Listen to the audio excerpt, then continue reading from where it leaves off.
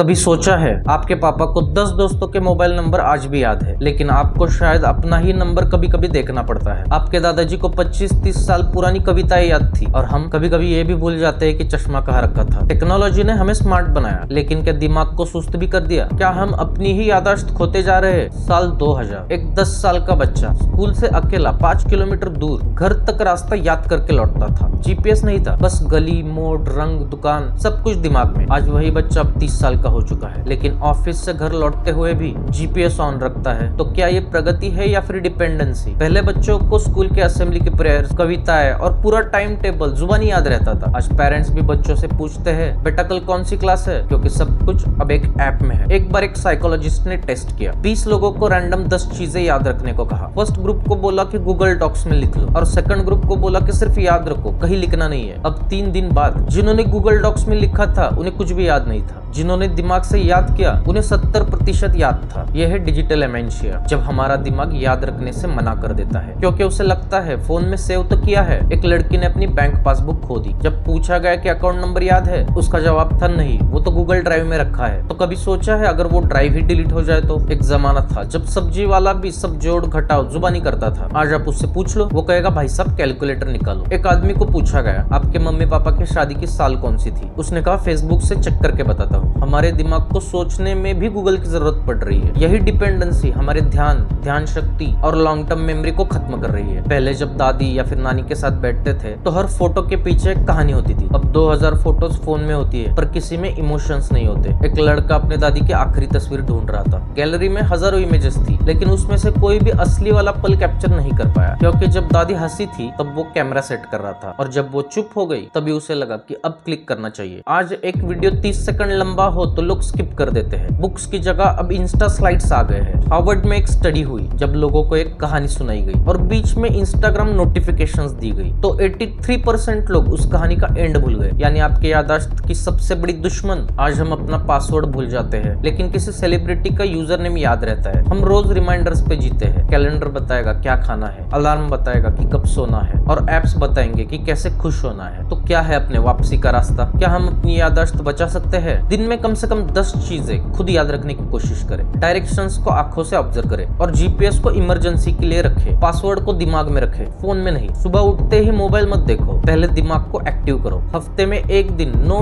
Take memory day रखो, सिर्फ दिमाग के सहारे। टेक्नोलॉजी आपको मदद कर सकती है, लेकिन याद रखिए याददाश्त सिर्फ जानकारियों का भंडार नहीं, वो आपकी पहचान भी है। तो कमेंट में बताइए आपकी वो कौन सी बात है जो आज भी आपको बिना लिखे याद है। अगर ये वीडियो आपकी किसी भूली हुई याद को जगा गया हो तो इसे लाइक जरूर करना और चैनल को सब्सक्राइब करें। तो दोस्तों आज के वीडियो में इतना ही, तो मिलते हैं अगली वीडियो में। Till then just take very good care of yourself.